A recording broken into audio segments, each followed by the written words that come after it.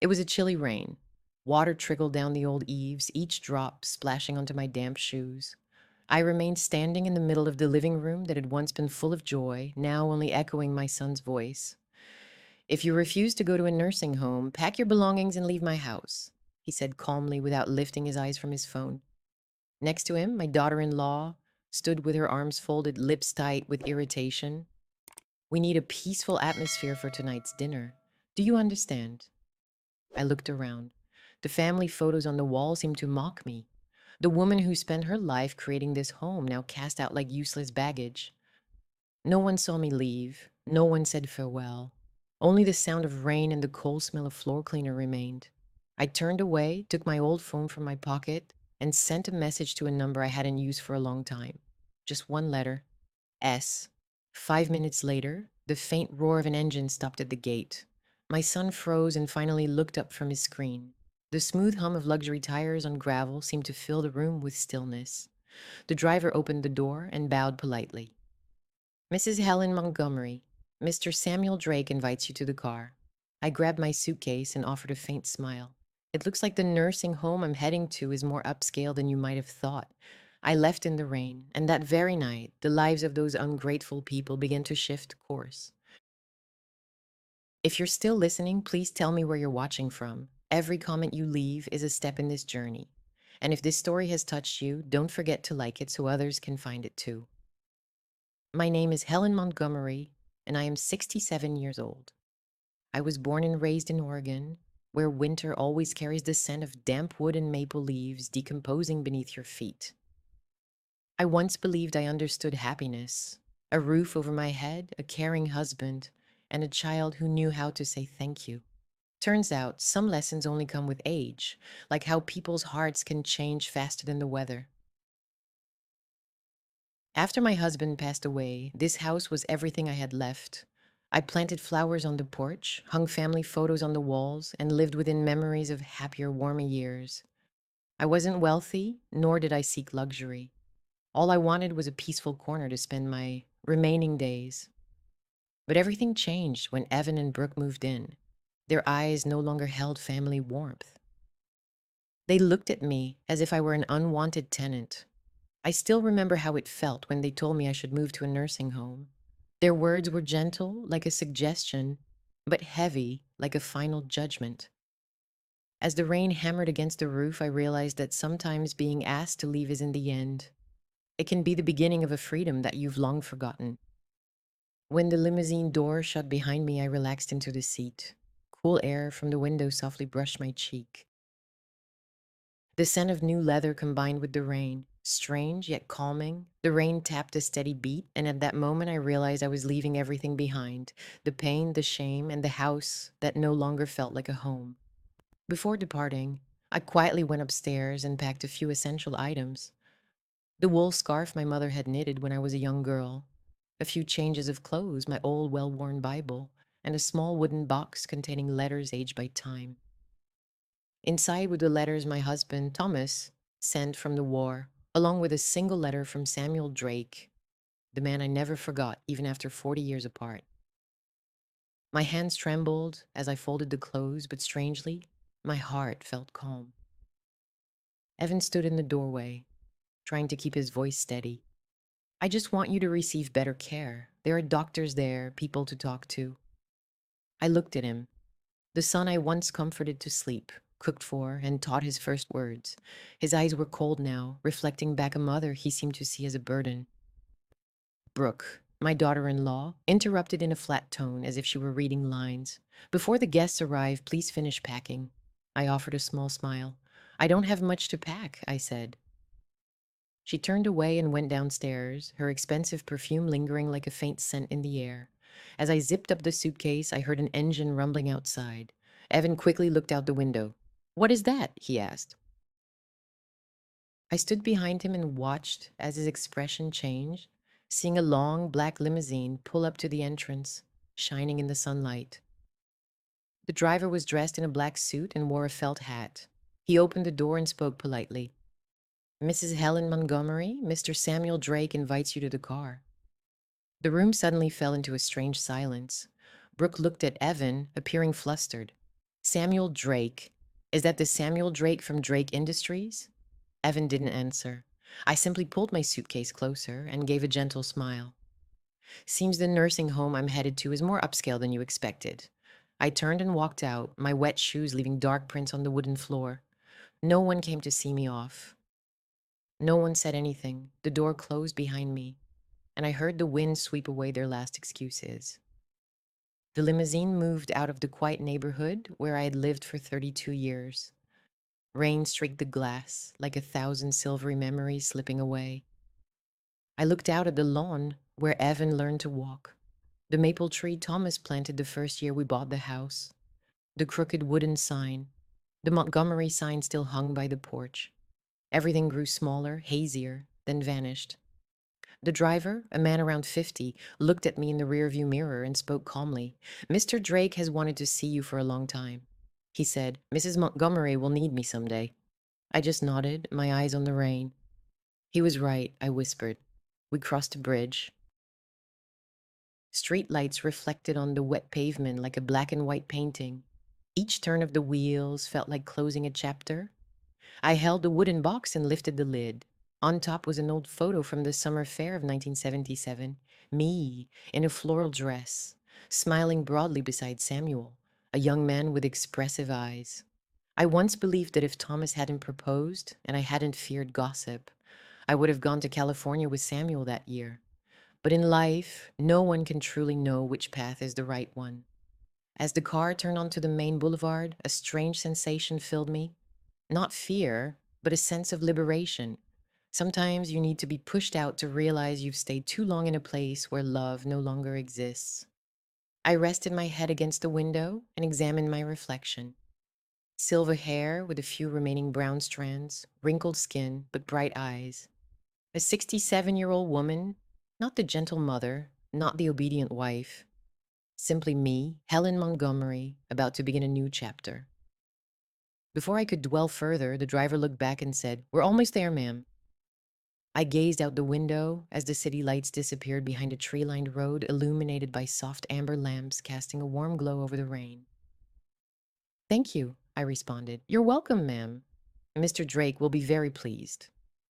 I nodded slightly, a small smile touching my lips. The past I had pushed away for many years suddenly came back to me. The limousine wound along a narrow road that ran along the hillside, where rows of olive trees swayed gently in the ocean breeze. The salty air seeped in through the cracked window, cool and soothing, like a touch of an old memory coming alive. In front, a white estate appeared behind an iron gate, faint mist lingering on the walls, large windows reflecting the moon and the glimmering surf. The car came to a stop on the marble steps. I stepped out and reached for the railing, its iron touched with moss. The driver bowed and spoke kindly. "Mr. Samuel's waiting for you inside." The sea wind carried salt and pine scent as I pulled my mother's knitted scarf tighter and took a deep breath. It had been years since my heart raced like this, not out of fear, but because part of me, silent for so long, was awakening. The grand door opened, golden firelight spilled across the smooth wooden floor. Standing in the doorway was Samuel Drake. His hair was now completely white, but his eyes remained warm, deep and steady, just as I remembered. That familiar look brought a ache, as if 40 years had been a long, shared dream. "Helen," he said softly, his voice gentle but carrying a deep significance. I froze at the moment of recognition. He moved slowly toward me, each step deliberate, and then opened his arms. Without words, he embraced me, not in a romantic way, but as two souls who had endured loss and loneliness, and who had found each other again in a rare sense of peace that only age can bring. "I always believed we'd meet again," Samuel whispered. His hand gently rested on my shoulder. Whether in a dream or in real life, I responded with a tired but sincere smile. "Perhaps we've traveled far enough to see that sometimes life is a long circle, leading us back to where we are meant to be." He nodded softly, his eyes growing gentle. He guided me down a hallway with oak flooring, past neatly arranged oil paintings, a seascape, a small bridge, and a few black and white portraits.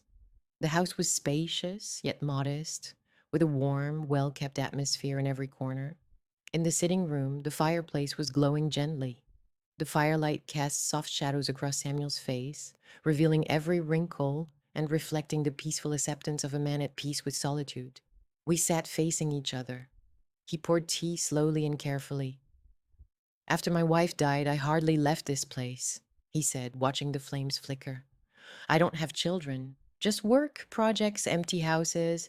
People say I have everything. But Helen, there are things I lost that money can never bring back." I remained quiet, sensing a truth in his voice, a depth of sorrow that had softened over time, no longer sharp but profound. I understood that feeling. I shared my story honestly, not holding back. My husband had passed away too soon. Years of hard work and pride as a successful son, then a long decline when that same son cast me out of my home. Samuel listened patiently without interrupting. He simply looked at me the way someone does when they understand how much love costs, yet still endures being abandoned. "Helen," he said gently after a while, "it's time to write your own name once more. Not as anyone's daughter or wife, but as a Helen, the woman brave enough to start anew." I lowered my head. A warm feeling spread through my chest. His words were gentle, yet they felt like a hand lifting me out of the deep silence I had lived in for many years. Samuel took me upstairs. The room he had prepared for me faced the sea, with a large window open to the wind and salt air. White sheets covered the bed. A small wooden nightstand held a cozy lamp and a folded note. In bold handwriting, he had written, "No one can steal what you truly deserve." I ran my fingers over the words, my eyes filling with tears. In that moment, I realized I had found a place where I could breathe, not because it was luxurious, but because I was seen as a person. That evening, we dined in a cozy little room with a view of the bay. The air was filled with the scent of salt and the sound of waves mixed with crackling fire. Samuel shared stories about the years he spent building one structure after another, deals made, failures encountered, and people who had come and gone. He didn't boast or seek praise.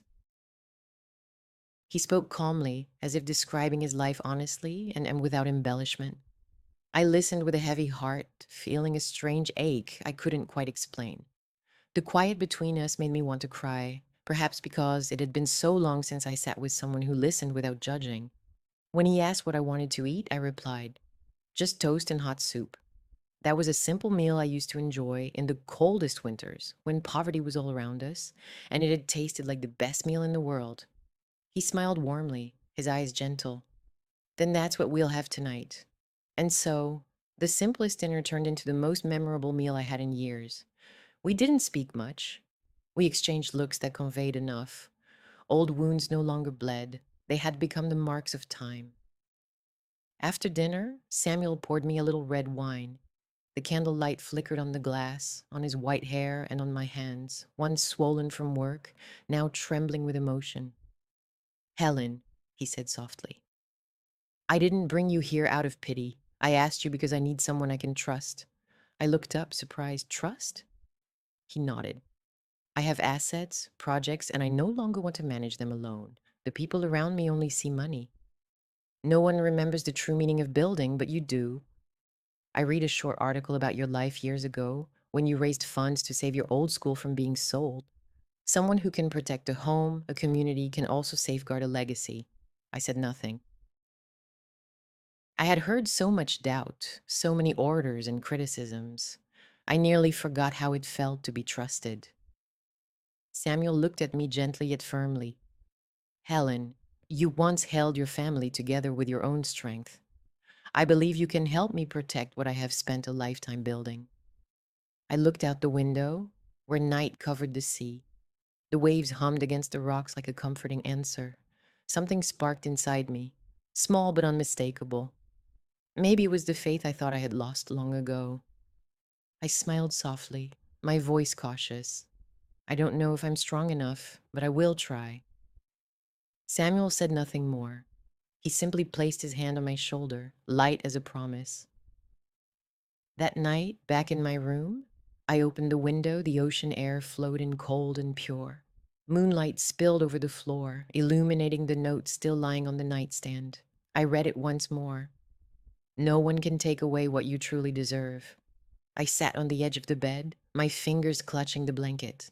Outside, the waves kept time, like the heartbeat of something within me coming alive. I had been a neglectful mother, a widowed wife, a woman forgotten in her own home. But here, on this bay with the man who belonged to a young chapter of my life, I began to feel truly alive again. When the bedside lamp cast a gentle glow on the ceiling, I closed my eyes. The sound of waves, the wind, and a new rhythm in my chest mingled together. I didn't know what tomorrow would bring, but for the first time in years, I wanted to wake up and see. On my first morning at the Bay Estate, light trickled through thin white curtains covering polished wooden floors. I sat by the table, listening to waves crashing against distant rocks, sipping coffee as gulls glided through a hazy sky. The moment felt almost unfamiliar. For many years, I hadn't started a morning without someone raising their voice or the smell of disinfectant in a house my daughter-in-law had obsessed over keeping spotless. Now I could hear my own heartbeat. But that morning also presented a new challenge. When Samuel entered the dining room, he carried a thick bundle of files tied with brown twine. He placed it before me and smiled. "Helen, I think you're ready for a small test." I glanced at the pile, feeling a little surprised. It included some business plans and a few real estate projects that were facing difficulties. "I want to see what you notice. Take your time. Just be honest." He left, and I was left alone with the faint, dusty smell of paper. I touched the edge of the bundle, feeling both nervous and curious. It had been quite a while since I last worked with numbers, plans, and expense columns. My fingers trembled slightly, but my mind felt alert. I pulled a chair near the window to let in the light. The first file contained land purchase contracts, redevelopment suggestions, and cost estimates. I picked up a red pen and began reading carefully, line by line. At first, they appeared to be just numbers, but soon memories from the past came back. I remembered helping Thomas keep the books for his small auto repair shop. I had stayed up late, adding every detail and trimming unnecessary costs. That familiar feeling returned, like a switch flipping in my mind, turning me back on. Hours went by. I forgot to have lunch. Whenever something seemed wrong, I marked it in red. I found duplicate vendor payments, consulting fees without signatures, invoices with the same date but suspiciously different amounts. I flagged all of them. I also took note of clauses that appeared risky or unbalanced. I had learned the hard way from Thomas. By the time Samuel came back, the sky had darkened. I was still there, my hair a bit tousled, red pen in hand, the morning coffee gone cold. At first, he said nothing. He stepped closer, glanced over my notes, and his face shifted from surprise to happiness. "Many people miss these, and you found them all in just one afternoon," he said. I looked up and gave a slight smile. I simply read carefully. "When you no longer need to please anyone, your mind functions better." He chuckled warmly and softly. "I am beginning to think I was correct in bringing you here, Helen." That afternoon, he showed me around the back garage. Below us, the bay stretched out, calm and a mix of blue and green. A gravel path ran between two rows of olive trees. He shared stories about the early days, projects built by his own hands, long nights on site, and partners who eventually moved on. When I asked why he continued running the company, even though he no longer needed the money, he simply replied, "Because it's a part of me, and now I want you to help keep it alive." I didn't respond immediately. I felt touched, but also a little scared. As an older woman accustomed to dusting old frames, I was being entrusted with something very significant. The next day, I officially began my work. Samuel arranged a corner for me in his study, a walnut desk, a new laptop, and a lamp casting a gentle golden glow. He told me to work in my own way. At noon, after I presented my first analysis, a few of his colleagues, young men dressed in tidy suits, walked in. They looked at me with smirks and exchanged glances. One muttered softly, "So the old ladies are fixing the books?" I simply smiled and continued working. Samuel heard it but didn't comment. He turned toward them and said slowly, "Don't judge someone until you see what they can do." I pulled up a spreadsheet and pointed to the lines I had marked. Here, I explained, same contractor, same scope, paid twice, and by cutting the duplicate, the cost dropped by 12%. And here, this contract is missing the third signature, making it invalid. The room fell silent. They leaned over the papers. One frowned and compared with the originals. Samuel stood there, hands in his pockets, smiling. Mrs. Montgomery, one of the women, no longer looked smug. How did you spot that so quickly? She asked. Because I've looked at rent bills and grocery lists where every number represented a meal, I replied. When each dollar once meant food on the table, missing nothing became second nature. No one said anything more. Samuel's eyes sparkled. Helen, your memory is still sharp as steel.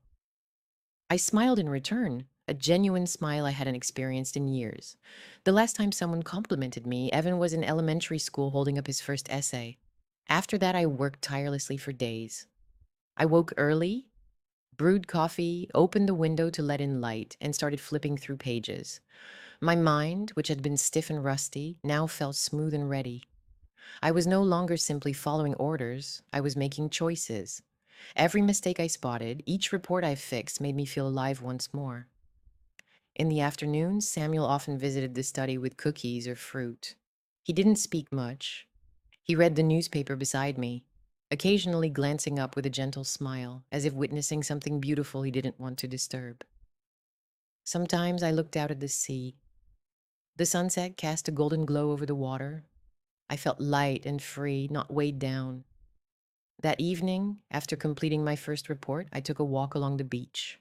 Waves softly washed over my ankles, cool and pure. I carried my old wooden box. I opened it. Inside, letters were stacked neatly. The blue ink had faded over time. The paper had turned a soft honey brown.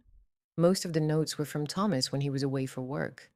At the very bottom, I noticed a few different envelopes, tilted and with familiar handwriting. Samuel Drake. I touched one I had never opened before. My heart fluttered.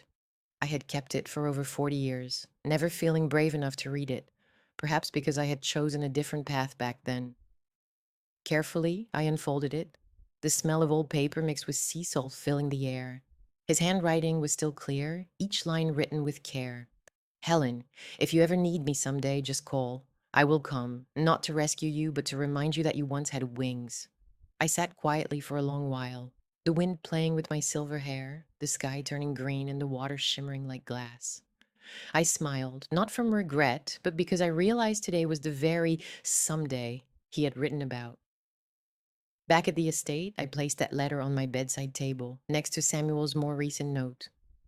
No one can take away what you truly deserve. Two pieces of paper, one from the past and one from the present, lying side by side like two steady heartbeat signals.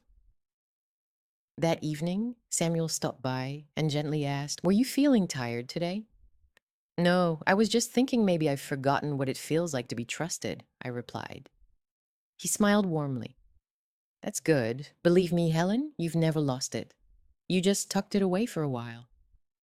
When he left the room, I switched off the light.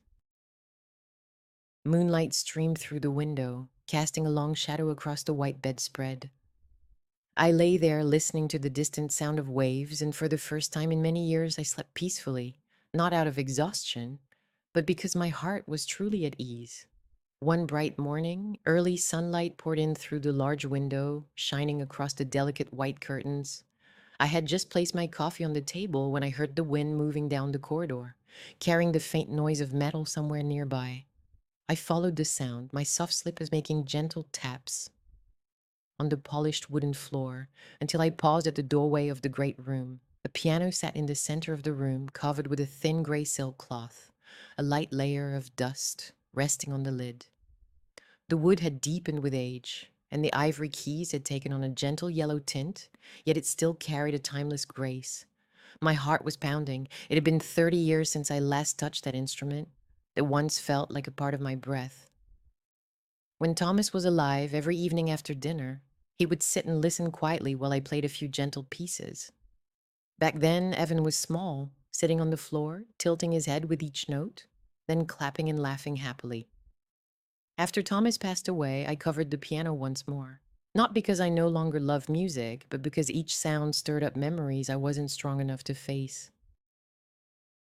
Over the years, the piano's voice seemed to fade from the house, as if it had never existed there. I removed the cover. Dust fluttered in the sunlight, glinting like golden threads. I lifted the lid and my trembling hand reached out to touch the first white key. The sound was gentle but full, fragile, yet enough to make my heart ache. One note, then another, then a third. Instinctively, the old lullaby returned. I played Edelweiss, the song I used to hum softly as I rocked Evan to sleep. My stiff fingers gradually eased, finding their place again. The melody was thin and imperfect in spots, but it seemed to flow straight into my chest. Every note brought a memory, a laugh, a small boy calling out, "Mom!" The kind eyes of a husband now gone. Tears filled my eyes, and for the first time I didn't feel ashamed of them. As the last note faded away, I heard a quiet sound behind me. I turned and saw Samuel standing in the doorway holding a steaming cup of tea. He didn't say anything, just walked over, placed the cup on the piano lid, and gave a gentle smile. It was as if finally you're allowing this house to hear a human voice again. I wiped my eyes and offered a shy smile, feeling a bit embarrassed. I had forgotten what that felt like. I thought I no longer had the strength to play. Samuel sat in the chair opposite me, his eyes kind and calming. Music never forgets anyone, Helen. It simply waits until you find the courage to return to it. His words paused me for a moment. Perhaps he meant the piano, but I understood he was talking about my life. We sat quietly, listening to the old clock ticking. After a while, he placed his cup down and spoke in his warm, deep voice. "Next week, I have an important meeting with the board. I want you to come." I hesitated. Me. What could I possibly say? "Do you see what they don't?" he asked. He said, "Honesty and the insight of someone who has actually built something with her hands. I need that in a room full of people who only care about profit," he added. I responded with a simple nod, saying nothing. Inside, I felt a mixture of fear and excitement, a sense of stepping back into a world I thought had left me behind. All week long, I prepared as if I were about to teach my first class. I read every document Samuel sent, noting every point that raised concern. On a small notepad, I wrote down three main priorities: cutting unnecessary expenses, renegotiating penalty interest, and directly supervising short term investments. Each evening, I stood in front of the mirror, practicing until my voice was steady and confident. On the morning of the meeting, I chose a dark navy blazer, a white blouse, and a delicate strand of pearls. Nothing fancy, just tidy and professional. When I descended the stairs, Samuel was waiting in the hallway dressed in a black coat, his expression warm and slightly proud. "Ready?" he asked. "I believe so," I replied, trying to keep my voice calm. The conference room was inside a glass building overlooking the sea. As we entered, a dozen men and women in business attire were engaged in quiet conversation. They looked up when Samuel introduced me. Some offered polite smiles, others simply nodded. I heard murmurs among them. "Temporary advisor, an old friend of the boss," I heard someone whisper. Samuel gently placed a hand on my shoulder and said, "Today, Mrs. Montgomery will present her review. Please listen carefully. Numbers don't lie." I opened the packet and took a deep breath. At first, my voice shook, but as I continued, I found my steadiness. I pointed out areas of unnecessary spending, duplicate charges, and ways to lower bank penalty interest. I kept it simple, avoiding complicated jargon, just clear and slow reasoning. When I suggested a different approach to signing contractor agreements, one board member interrupted, saying, "With all due respect, ma'am, this field is more complicated than you think." I smiled gently and opened the appendix I had prepared. "I understand," I replied. "That's why I checked with the company's legal counsel, who confirmed that my recommendation was fully compliant. The supporting documents were right here." The room became silent. A few people looked over the pages. After a moment, the chair nodded slowly. "Reasonable. I agree." No one challenged any further. I exhaled softly and sat down, feeling proud inside, but keeping my face calm. Samuel leaned toward me and whispered, "I told you, you just needed to be yourself." When the meeting was over, everyone started to leave. Samuel stayed and looked at me with that gentle, steady gaze. "Still the woman I remember," he said. "Still strong, sharp, and willing to step up." I smiled. "Thank you, Samuel. Maybe that woman was sleeping for a long time and only woke up today." That afternoon, I returned to the estate feeling strangely lighter and full of energy. In the mirror, I seemed different. Not on the surface, but in my eyes, there was a brightness I thought I had lost. I made some tea and sat by the window, listening to the bay. The sun was slowly sinking, casting a warm amber glow across my cup until the surface shimmered. I thought of Evan and Brooke, and a faint sadness grew inside me. How long had it been since they called just to ask, "How are you, Mom?" My phone buzzed on the table. A text message lit up the screen. It was from my daughter-in-law, Brooke. The words were brief, cold as steel. "We've decided to sell the house. The contract is being signed, just so you know." I stared at the screen until the letters blurred. Outside, the wind picked up, tossing the curtains and blowing sand across the steps. Inside me, there was no trembling, just a slow, clear cold spreading out. I set the phone down, stood, and walked to the window.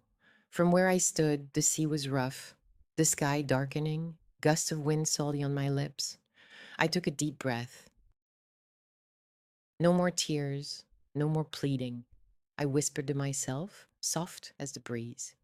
If they think they can take everything, they don't understand that what I have now can't be measured in bricks, money, or walls. I closed the window.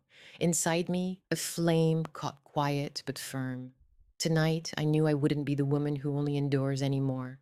I sat by the window as the sea breeze gently stirred the white curtains. In my hand was my phone, the screen lighting up with the name of an old friend, Martha Green, a retired attorney I'd known since my husband was alive. We had volunteered together for a community housing nonprofit. I picked up the phone, speaking in a steady voice. "Martha, I need a favor. I want to look into the property records under the name Helen Montgomery, my house in Portland. I need to find out its legal status." On the other end, Martha hesitated briefly, then responded softly. "Helen, do you suspect anything?" "No, no, I don't have any suspicions.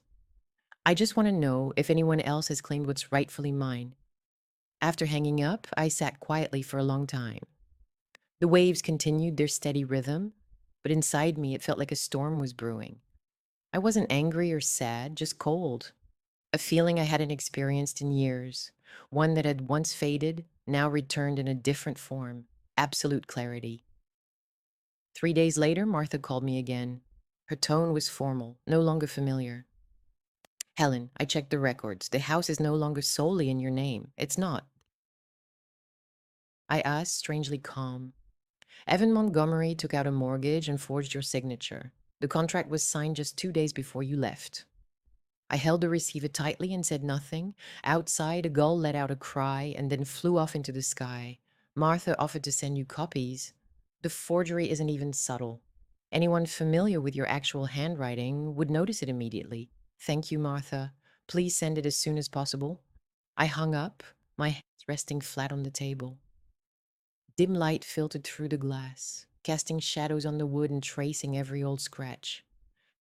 At that moment, I realized I no longer felt like crying. Maybe those tears had been used up along with all the other hurts. What was left was a cold silence, the kind of quiet that belongs to someone who doesn't crave revenge, only waits for the right moment for justice to be served. That afternoon, an envelope from the law office arrived at the estate. I opened it, the gentle rustle of paper, the scent of fresh ink blending with the sea breeze. The first line was unmistakable: mortgage certificate. No. At the bottom was my crafted forged signature, tilted unsteadily, a shaky imitation. The day before I was expelled, I remember setting the file on the table and staring at it quietly. I then wrote in the margin, not out of anger, but with a cold clarity. When Samuel entered the room, I was still focused on the page. He looked over my shoulder, read a few lines, and then placed a hand on my shoulder. "Evan?" I nodded. Yes, he didn't just dismiss me. He tried to sell my memories. Samuel was silent for a moment, then said, "Quiet and steady, Helen. Justice doesn't arrive by itself. You have to bring it about yourself. I looked up at him, seeing my own reflection in his eyes. No more trembling, no more confusion, only determination. I know, Samuel, I said, but I don't want to take them to court. I prefer them to realize the consequences of their actions without needing a judge's decision. He raised an eyebrow, a slight smile touching the corner of his lips. So, what are you planning to do? I hesitated before answering. I took the small brown notebook I had carried since leaving Portland, turned to a blank page, and wrote one sentence. The lesson will be served at the dinner table. Samuel tilted his head, sensing something interesting was about to happen. I closed the notebook and spoke evenly. They had asked me to leave during a fancy dinner with their friends. Perhaps it's time I invited them to the final Montgomery family dinner. Samuel chuckled, his eyes brightening. You're not striking back, Helen. You're teaching them a lesson about cause and effect. I smiled and kept my gaze on the sea. There's no fairer justice than a meal seasoned with honesty. It's just a dinner, but the main course will be awakening. That evening, I called the estate's private chef, John, the gentleman who had worked for Samuel for over 20 years. I asked him to prepare a large dinner for 8, with red wine and classic American dishes that Evan used to love.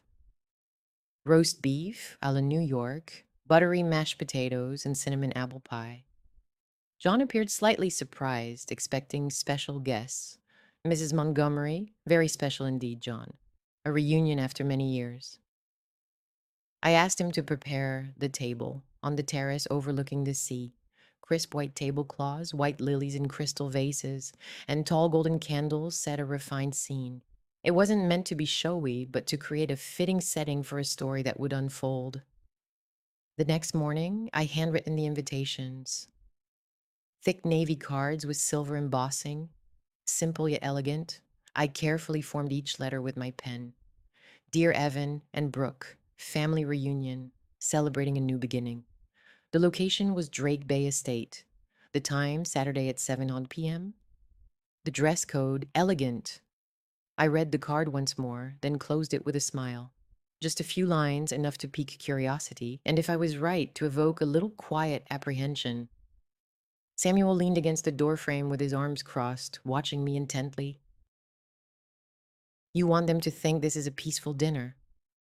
No, Samuel, I'll let them decide what it is. People feel most afraid when they are unsure of what lies ahead. He moved closer, picked up the card, and smiled. A family gathering to mark a new beginning. Short, elegant, and enough to keep everyone on edge. That's right. I don't need to shout or accuse. I only want them to sit in front of me under the candlelight when the truth is served as the main course. Samuel chuckled softly, a trace of admiration in his voice. Helen, you're one of the few people I've met who doesn't seek revenge, only order. I gave a gentle shrug. No one needs to be punished, Samuel. I'm simply inviting them to face the consequences they've prepared. By late afternoon, as the sky turned a warm amber hue, I received confirmation. Brooke had read the invitation. 2 words will follow. I watched the screen calmly, a faint smile on my lips. I understood what they thought. That I was guilty, that I wished to make peace, that perhaps I needed them back. They didn't realize they would soon be the guests being served the truth. That evening, Samuel and I examined the mortgage file once more. He carefully placed the documents into a black envelope and laid it in the middle of the desk. Are you sure you want to leave this on the table during dinner? He asked. Yes. Justice doesn't need a courtroom. It belongs at a dining table where people have lied, laughed, and betrayed. That's where the pain is felt, and it's the pain people remember. Samuel nodded, his voice softening. Helen, are you afraid they won't handle it? I looked him in the eyes, noticing the reflection of light in his pupils. I don't want them to suffer. I want them to wake up. He chuckled, a mix of sadness and warmth. You really aren't like anyone I've known. You don't want to win. You want to teach. Maybe because I've already lost everything, Samuel. When you reach the lowest point, revenge loses its meaning. All you want is for the truth to come out. Outside, the sun dipped into the sea. The sky turned a deep red, mirrored in the glass of the wine he had poured. I raised my glass and clinked it to his. What shall we be celebrating, Helen? He inquired. To the meal ahead and to the main dish called honesty. Samuel chuckled softly and warmly. I must admit, I've never seen justice served with such grace. I placed my glass down and glanced toward the cracked window. The wind picked up, scattering a few papers into the air. In the fading light, the mortgage documents spun around and landed like broken wings. I bent down to pick them up and folded them carefully, and quietly said, "The wind simply reveals what's hidden. Sometimes truth needs a strong gust." Night descended. The calm murmur of the bay grew louder as the clock's slow chime echoed. I looked into the mirror and saw an older woman with silver hair gazing back at me. No fear, no tears. Just the peaceful acceptance of someone who knows that every betrayal leaves a mark, and each word written can become a testament to justice. Tomorrow, I will send out the invitations and then wait patiently. The entire day, the Bay Estate felt tense yet calm, ready and full of anticipation, as if waiting for a song to begin. At dawn, John and the kitchen staff arranged the terrace table so that the sunset would cast a warm glow over the water. I shared the details with them: a spotless white cloth, slender taper candles, white lilies, and crystal ware, everything neat, understated, elegant as it should be. I chose a navy gown that reached the floor, with a high neckline and three-quarter sleeves, not flashy, but perfectly suited for someone who no longer needs to bow. On my chest, I pinned my mother's silver brooch, the only keepsake I had held onto through all the storms. Its cool shine reflected the calm determination within me. Samuel stepped in behind me, dressed in a light gray suit, a deep blue tie, and a white pocket square. He looked at me for a moment and nodded, approving. Perfect. You don't need any weapon but your composure. I smiled. And the truth, Samuel. Tonight, that's the main course. He chuckled softly and offered his arm. I took it and we headed out onto the terrace. The sun was setting. Copper-colored light glided across the sea, casting the terrace in a warm bronze glow. The table was prepared with 4 seats, and the wine glasses shimmered as the sound of the ocean echoed softly in the background. Exactly at 7 o'clock, the clatter of tires on gravel sounded at the gate. I didn't move, I simply listened. Soon hurried footsteps approached, and I heard the butler's voice from the hallway saying, "Mr. Evan Montgomery and Mrs. Brooke Montgomery have arrived." I took a slow breath and tightened my grip on the edge of the table. The wooden door opened, and Evan stepped inside first. He was dressed in a white shirt and a light blue tie, looking as if he had come to discuss something important.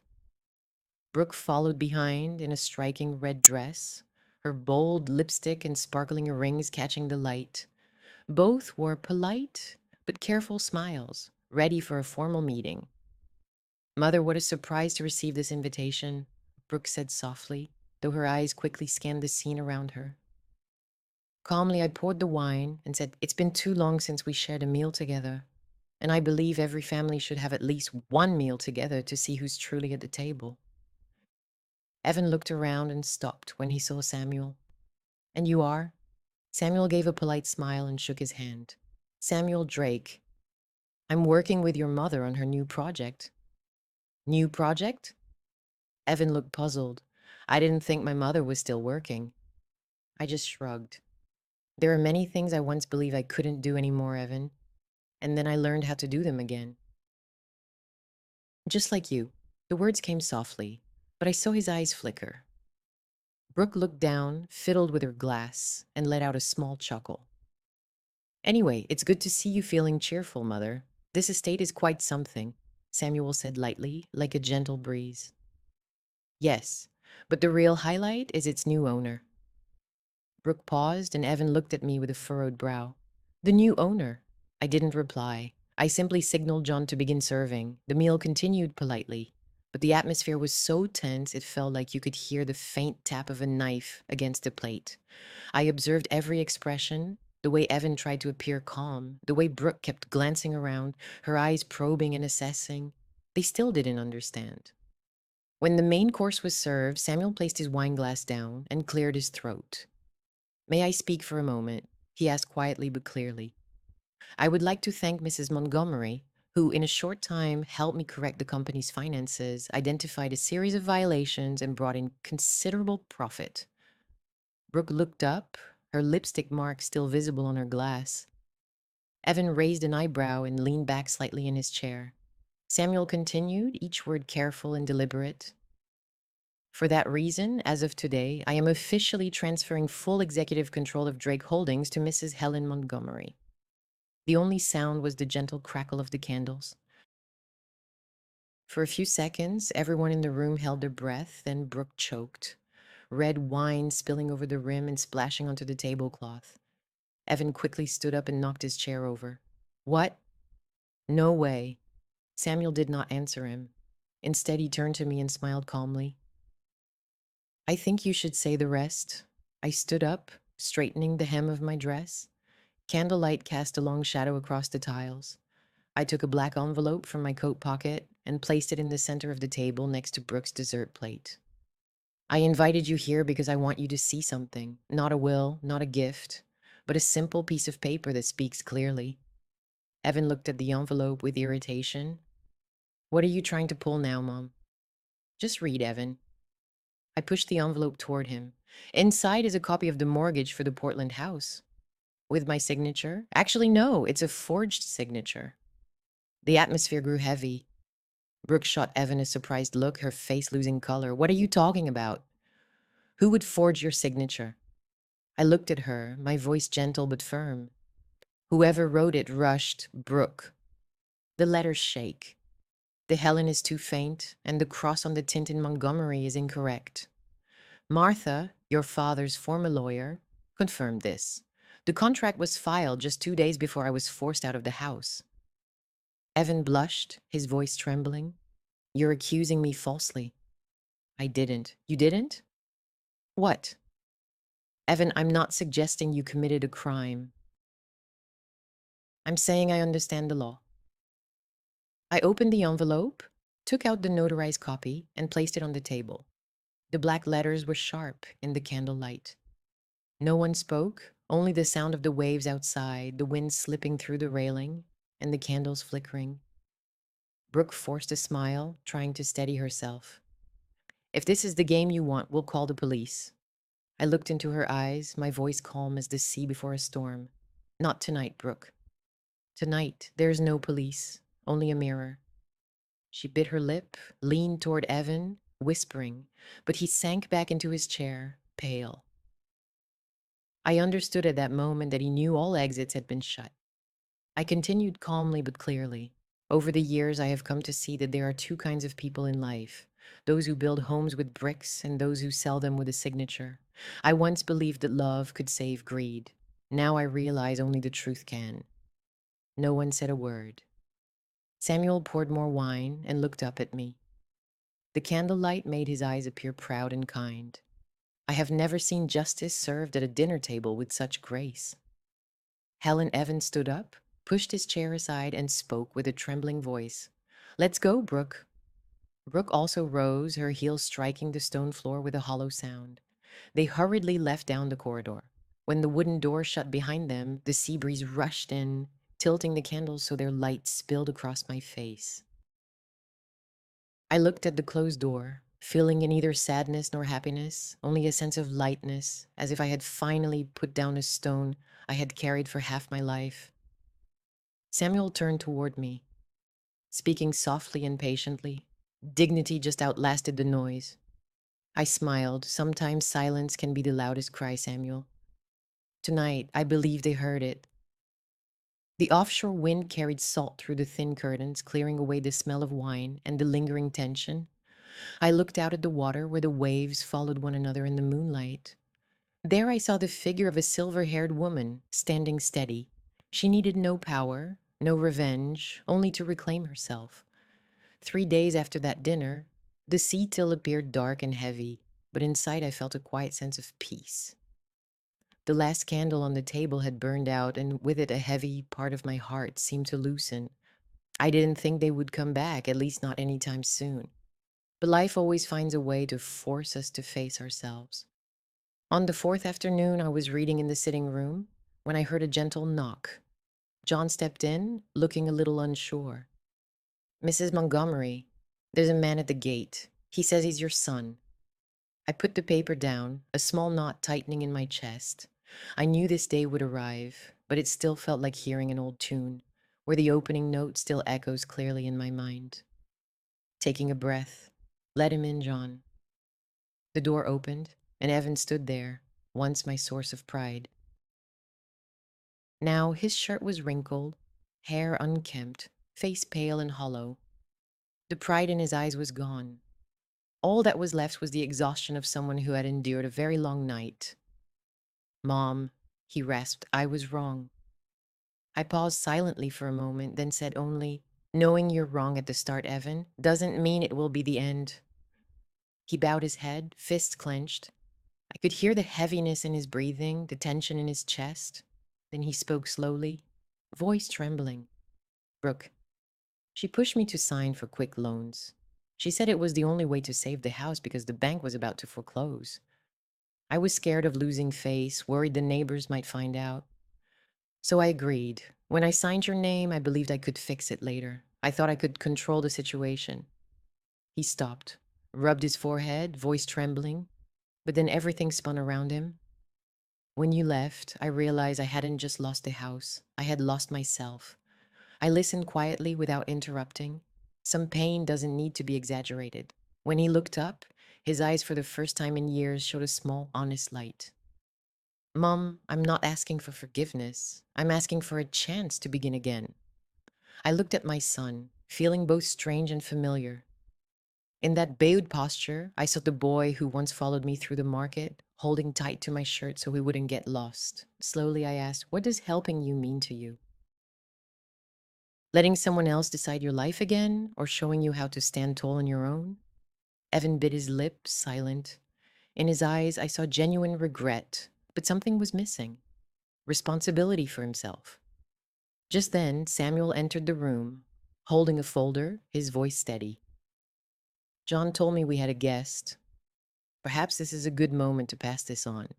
He placed the file on the table and pushed it toward Evan. This is a 6-month trial contract funded by my technical development program. The work isn't glamorous, but it requires discipline. It is a technical assistant position. The pay is sufficient to cover living expenses. Evan opened the folder, then looked up suddenly, surprised. You want to hire me? No, Samuel replied with a smile. Your mother wants to give you a chance. I am simply opening the door. Whether you walk through it depends on you. He turned to me with moist eyes. I responded calmly. Understood. If you complete these 6 months' work honestly, without lies and quitting, we can talk again. Evan bowed his head slightly. He didn't cry, just nodded. I understand. Thank you, Mom. Thank you, Mr. Drake. I nodded in return. Thank you isn't enough, Evan. The world only changes when you do things differently. He remained silent for a moment, then stepped onto the veranda. Sea wind tousled his hair. Before leaving, he looked back and softly said, one more lie. You won't have to throw me out. I'll walk out on my own. I watched him leave without anger, feeling only a tired kind of love mixed with a small hope. Hope that only a mother's patience can hold on to, even after it has flickered many times. Samuel sat beside me and poured steaming tea. Do you believe he'll change, Helen? I smiled softly, my eyes on the water. I'm not sure, but I know I made the right choice. When someone hits rock bottom with shame, there are only two options: break down or stand tall. I believe my son will stand. Samuel said nothing, then placed his warm hand over mine. You're not just strong, you know when to stop. Perhaps that's the difference between those who seek revenge and those who seek healing. I turned and smiled. No one wins with hate. Samuel, the only true winner is the one who can sit down, pour tea, and say, and now do you understand? He nodded. Rain started tapping lightly on the roof above the bay. I looked out the window. The first drop fell, pulling 1,000 others behind it, as if the sky was releasing something heavy it had carried for too long. That night, I lay in bed, listening to the rain tapping against the window. Unlike other nights, I didn't feel cold and I wasn't afraid of being alone. Wrapped in the warmth of the blanket, I thought of my son, Samuel, the old house, and myself. Some losses can never be fully replaced, yet some wounds, if faced with patience, will eventually heal. I didn't know how far Evan would go or if he would keep the job for 6 months. But I knew that the door I once slammed shut was now mostly closed. And if someday he found the courage to knock again, I would listen, but I wouldn't rescue him. That's what real love is. The next morning, sunlight poured into the dining room. Samuel was reading the newspaper, coffee steaming nearby. He looked up and smiled when he saw me. "You look lighter," he said. "Maybe because I finally put a stone down. I no longer have to carry it everywhere." I sat down, took out a small calendar from my coat pocket, and wrote in blue ink, slow and steady. Respecting others begins with respecting yourself. I taped the note to the wall near my desk, looked at it for a few moments, and smiled. Outside, the water shimmered silver, with waves continuously hitting the shore. Patient as a mother, kind at times, fierce at others, but never tired of waiting. I raised my cup and took a sip. As the warmth spread through me, I felt truly relaxed, not because everything was finished, but because I had finally found myself again. In the months that followed, I entered a season I had never expected. From being a mother forced out of her home, I became a managing partner at a major investment fund, the company Samuel had dedicated half his life to building. It felt both strange and familiar. Strange because I had never imagined myself in that position. Familiar because the work made me feel truly alive. Every morning, I would wake up early, open the window to let in the fresh sea air, and take a deep breath. On my desk were reports, contracts, and notes I had prepared the night before. Samuel had given me full authority to oversee ongoing projects. I didn't have fancy degrees, but I had the experience of someone who had once stretched every last dollar, and that attention to detail became my greatest strength. In just 2 weeks, I identified two high-risk projects, a lakeside resort and a hotel in another state. I recommended selling them before prices dropped. Samuel looked carefully at me and nodded. If I was correct, quitting these two projects could save us more than $8 million. I told him I wasn't focused on the money, but on stability. People often lose their peace by chasing quicker gains. He studied me for a long moment, a mix of surprise and respect in his eyes. "Helen, I understand why people trust you. You're not here to take more. You're here to protect what really matters." The decision turned out to be the right one. 2 months later, the resort faced environmental violations and the hotel lost its permit. Drake's fund avoided losses and increased its net profit by 18%. Investors began paying more attention to Mrs. Montgomery, the older woman with a sharp mind who could see beyond just the numbers. A local business newspaper featured a short article with my photo beside a window full of documents. The headline read, "The Woman Who Turned Stability into Strength." I simply smiled. If they knew I had been thrown out by my own son, they might have titled it "From Front Porch to Boardroom." One afternoon, Samuel entered my office carrying a folder, calm but serious. "Helen, I've given this a lot of thought. I want you to be on all financial signatures." I looked up in surprise. "Do you mean as a co-signature?" "Yes. I trust you to handle it. I don't want decisions made by just one person. This company needs both the mind and the heart, and you embody both." I fell silent, then softly said, "Samuel, I don't want power. I want transparency. That's exactly why you deserve it most." He placed the co-signature authorization document on the desk. I looked at his signature above the bold words, "Drake Holdings, co-signature authorization." When I signed, my hand trembled, not out of fear, but from feeling. Sometimes life's twists pull you off course, but if you're strong enough, you take control back. That afternoon, the phone rang. John handed it over in a quiet voice. Someone named Evan Montgomery wanted to speak with me. I closed my eyes. Over 4 months had passed since we last saw each other. When I answered, all I could hear was his tired breathing. "Mom, I'm sorry to bother you again, but Brooke is gone." My grip tightened. Gone.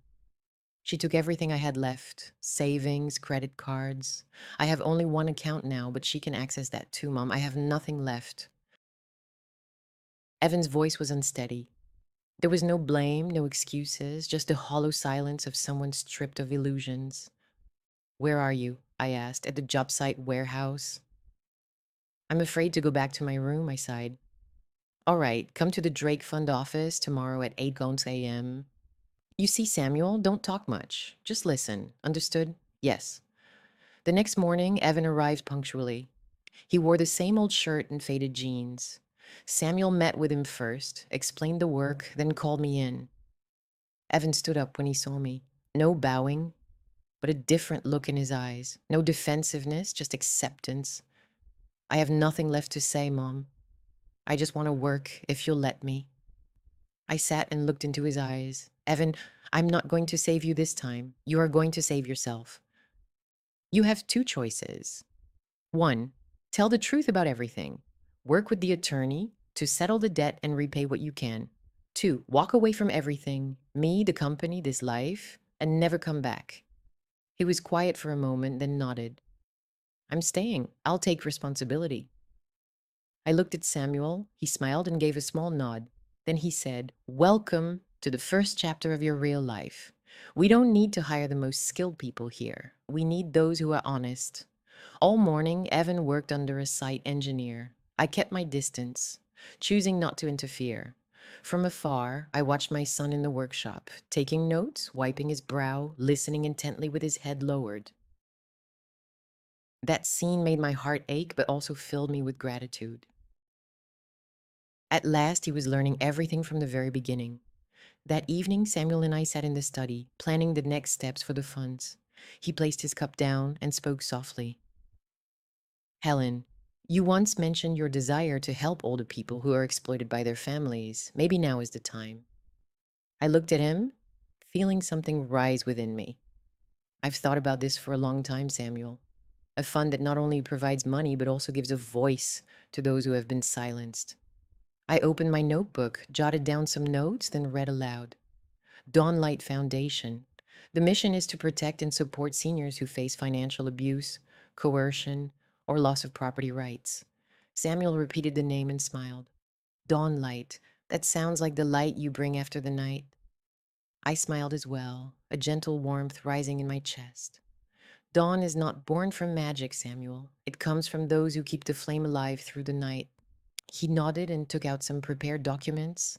"Here are the paper to set up the foundation. If you truly want this, we can sign tonight." I reached for the pen, my fingers trembling, not from pressure, but from emotion. As the last line dried, it felt as though I had closed a chapter where pain was a wound and opened another where pain became light. Samuel placed his warm hand on my shoulder. "Helen, you have just built something larger than justice. You created a chance for people who believed they had none." I looked at him and smiled. Outside, the sun had already set, but a band of pink still shimmered along the horizon, quiet, unyielding, breathtaking. Softly, almost to myself, I whispered, "Maybe this is what I was meant to do. Not to strike back, but to light the way for those who were deceived." As the room's lights dimmed, I placed a hand over my heart. Feeling a sense of peace I hadn't experienced in years, I realized I no longer felt like someone searching for a place to belong. Instead, I found myself helping others find their footing. In that moment, I understood that my life was finally veering onto the path I should have taken long ago, the path of dawn. That February morning, the soft sea breeze eased and the sky was clear and gentle. I recall that morning sunlight filtering through thin clouds, casting a delicate golden hue over the house. Samuel usually woke earlier than I did, brewed tea, and read by the window. But this day, when I entered the kitchen, I didn't hear the kettle whistling or the jazz music he played every morning. I gently called out, "Samuel," but received no response. I went upstairs, and his door was slightly open. Light fell across his face, calm and tender, with a faint smile at the corner of his lips. He was lying on his side, one hand resting over his chest, as if dreaming something light and peaceful. The aroma of jasmine tea lingered in the air, the same he drank each night. I stayed there for quite a while, feeling a space opening inside me. It was not loud or shattered, just a silence so profound that I could hear my own heartbeat. I moved closer and gently took his cool hand, the same hand that had signed many documents and now rested on my shoulder like a true friend. I spoke very softly, worried about disturbing his peace. Samuel, you have brought me back to myself. Thank you for coming, for seeing me, and for showing me that some beginnings can end. I sat with him until the sun dipped westward. There were no tears, only a strange warmth and a farewell that felt complete, with nothing left unsaid. A week later, we gathered at Samuel's attorney's office to read his will. The room was small, with walls lined with files and bathed in soft yellow light. I sat in the middle, Evan beside me, and opposite us was Mr. Clarkson, the veteran attorney. He opened a sealed envelope and read aloud in a calm, steady voice, I, Samuel Drake, being of sound mind, declare this my will. All assets, shares, and managerial rights to the Dawnlight Foundation are to be legally transferred to Mrs. Helen Montgomery. She is not only my colleague, but also the person I trust to carry on the ideals we started. He paused briefly, then continued. Mrs. Montgomery has full authority to manage, use, and distribute the assets as she believes appropriate. I am acting within the law. I trust she will know what is right. The room went quiet. I said nothing. No happiness, no pride, just a heavy sense of duty. Samuel was gone and left me more than just assets. He left me with responsibility, continuity, and a reminder that when you are trusted, you must live up to it. Evan had been silent, then, like a breaking wave, he suddenly stood up. No, no way, Mom isn't suitable to handle that money. I turned calmly to him. Why not, Evan? Because I am old, or because I refuse to be controlled by you anymore. He bit his lip, voice trembling. Samuel was your guy. You manipulated him. I stood up and moved toward him. Remember what you once said. Your house doesn't truly belong to you. Now you claim that this money isn't yours either. It seems all your life you've been denying the contributions of others. Evan took a step back, his face going pale. Are you trying to throw me out, Mom? I exhaled, my voice light like a gentle breeze passing through a curtain. No, I'm just teaching a lesson now. Get out of my house, Evan. The room fell silent. Mr. Clarkson lowered his head slightly and kept quiet, staying out of the matter. Evan paused for a few seconds, then turned away, his shoulders trembling. The door closed softly, leaving behind the smell of oak and the faint sound of footsteps fading away. I sat down in the chair, gazing at the wooden desk, where the envelope with the will still rested. Among the thick pile of papers, I noticed a small folded sheet set aside, unsealed. On its outside was Samuel's familiar handwriting addressed to Helen. After I'm gone, I opened it. Inside were only a few short lines. Helen, if you're reading this, it means I left without the chance to say goodbye. Don't be upset. I am leaving with a peaceful heart, knowing you will stay and do what is right. But remember, don't forgive too quickly, and never forget how strong you are, Samuel. I held the paper in my hands, the words trembling as if they were alive. A tear fell, not from sadness, but from gratitude. I gently smiled, wiped it away, and softly said, Classic Samuel, with my last words hurting and healing at the same time. That night, I lit a candle on the table facing the sea. A gentle breeze made the flame sway, its reflection flickering in my eyes. I whispered as if speaking directly to him. You left the way you chose, light as a breath, unburdened. I will carry on what you left behind because I believe light doesn't go out when someone disappears. It simply changes direction. I looked out the window at the shimmering night sea. Each wave seemed to carry away a piece of the past, leaving the surface calm. In that quiet room, I sensed something rare, complete peace. The next day, I went to the foundation office and sat at Samuel's desk. The pen he always used rested neatly in its holder beside a pile of unfinished files. I opened the first page and saw his blue ink handwriting. Every elder was once a pillar. Helping them is not charity, it's restoring their rightful place. I gently closed the notebook and smiled. Perhaps that was his last greeting and the guiding star for my years ahead. Evan didn't come back that day. Maybe he needed more time. I wasn't angry anymore. I only hoped that when he saw Samuel's legacy being used to support the vulnerable, my son would understand. Wealth isn't meant for possession. It's meant for guiding others. That evening, I returned to the room where he used to sleep and lit another candle. Its soft glow touched the photo of us at the opening of the Dawnlight Foundation. I gently placed my hand on the glass and softly said, "Rest peacefully, Samuel. The dawn continues, and I will keep the flame burning until it reaches every corner." A gentle sea breeze drifted in through the open window, causing the flame to sway like a nod. I smiled. Tonight, I no longer felt empty because I knew you were still here. In every light, we lit something together. That afternoon, the rain fell heavily, like a silver curtain across the sky. The sea appeared blurry in the damp haze, with the waves steady and gentle, as if someone was softly tapping beneath the surface. I sat by the office window, reviewing the draft budget for the Dawnlight Foundation, while listening to the rain tapping against the glass. A year ago, I was sitting on an old wooden chair, watching Evan and Brooke laugh in the house I once called mine. It was the same rain, but back then it was fiercely cold. Today, only quiet filled my heart. A soft knock sounded. John, the house manager, stood in the doorway, looking slightly uneasy. "Mrs. Montgomery, there is a woman at the gate. She's soaked and says she needs to see you." I put down my pen and frowned slightly. "Who is she?" John hesitated for a moment, then replied, "She says her name is Brooke." The room seemed to hold its breath. I froze for a moment, my heart tightening, not out of fear, but from surprise. That name had once caused pain in my heart, and now it was making itself known again. I nodded. "Bring her to the sitting room. Have towels and hot tea ready." When I entered, Brooke stood near the fireplace, thin in a wet coat. Her hair was tangled, makeup smeared. Dark circles shadowed her eyes. Mud was caked on her shoes, and her worn bag looked as if it had been pulled from a trash heap. Oh, there was no sign left of the woman who once smiled at fancy gatherings and barked orders at me in my own home. She looked up when she saw me. In that hesitant look, I sensed the shame of someone who had finally understood her true place. "Mrs. Helen," she said, her voice trembling, "I'm sorry for coming without calling. It's raining, and I have nowhere else to go. I'm just asking to stay a few days until I can find somewhere new." I looked at her and stayed silent for a few seconds. The only sounds were the fire crackling and the rain tapping on the porch. I clearly remembered the day she looked down at me from the steps with that flat smile and an expression as cold as steel.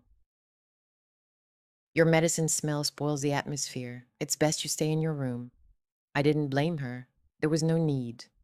Life had given her a lesson more precise than anything I could say. I moved to the table, poured more hot water into the teapot.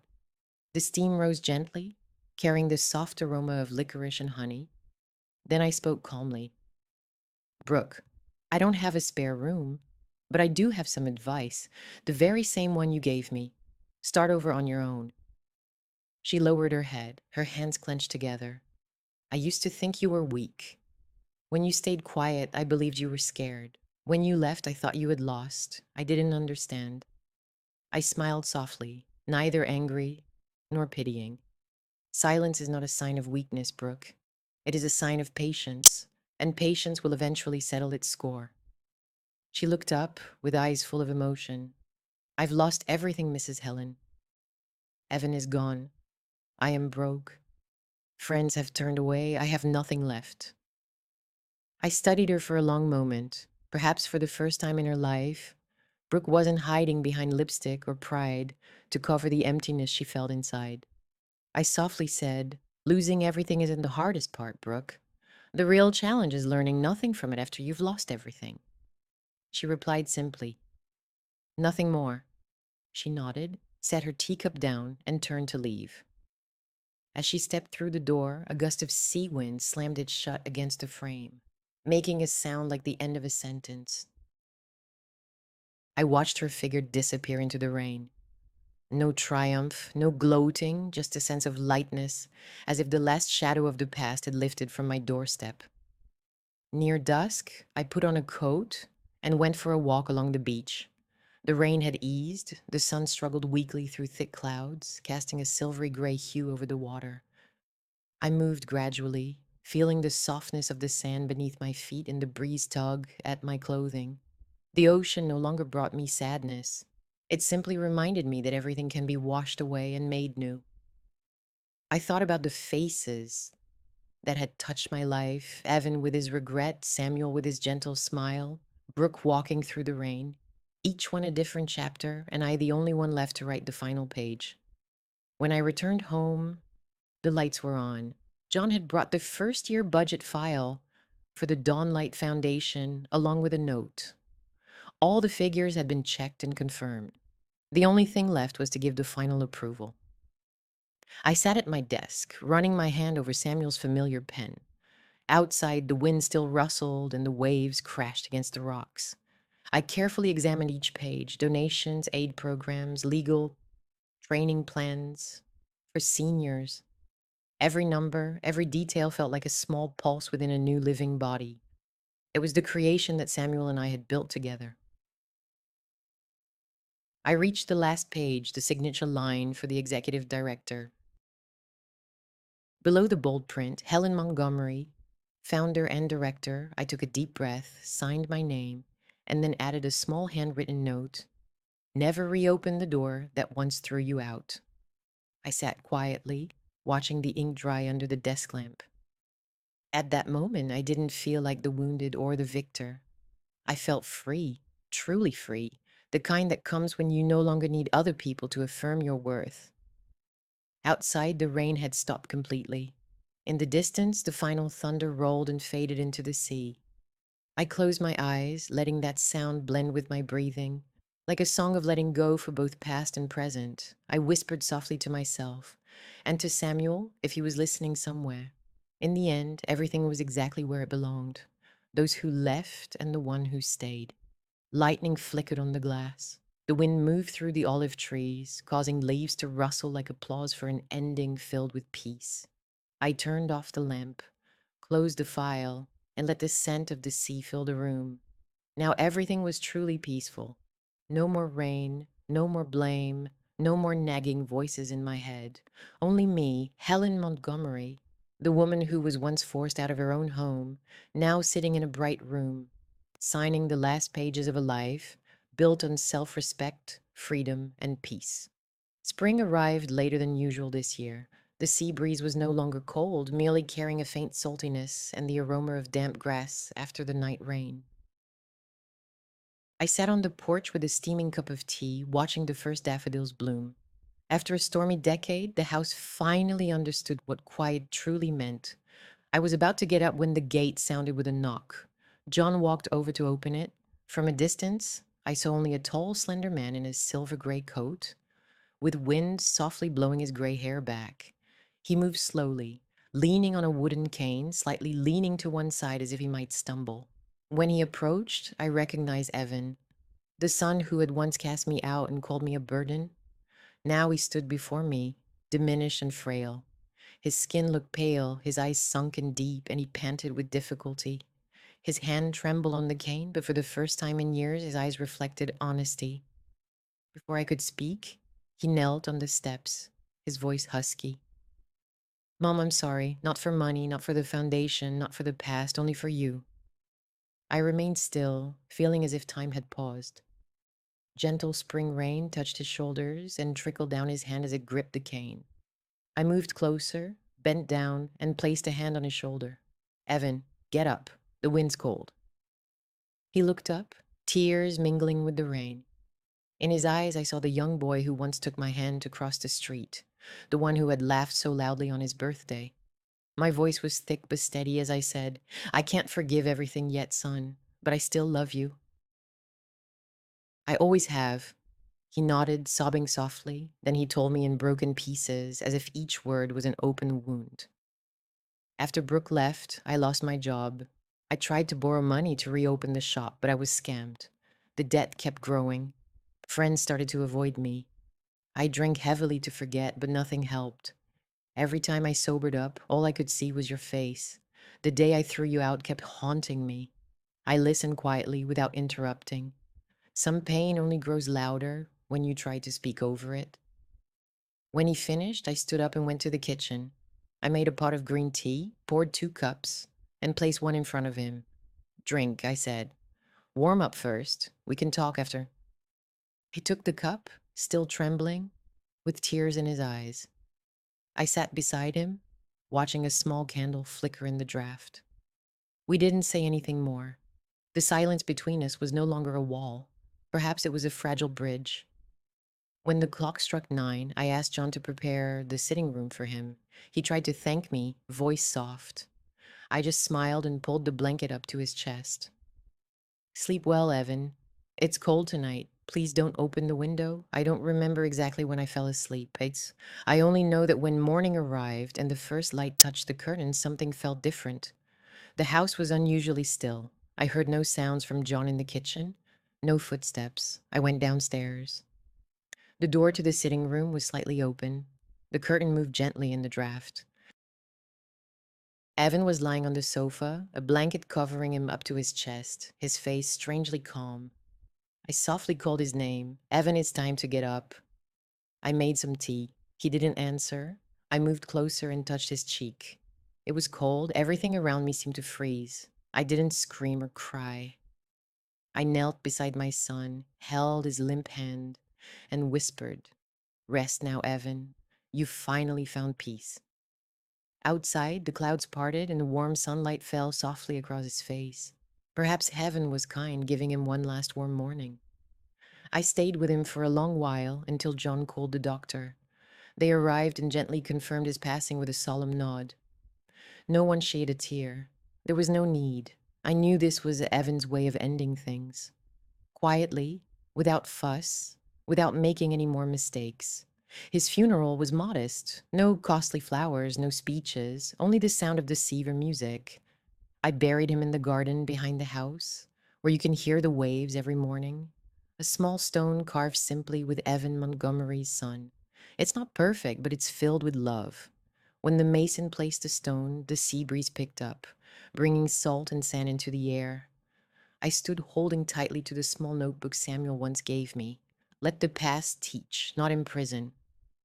Evan was gone, but in his departure, I didn't feel hollow. I felt understanding that forgiveness doesn't erase pain. It transforms it, like rain washes dust away, but leaves the earth's mark. I understood that genuine love isn't about keeping someone here forever. It's about letting them rest when they no longer can stand. When everyone had gone, I stayed alone.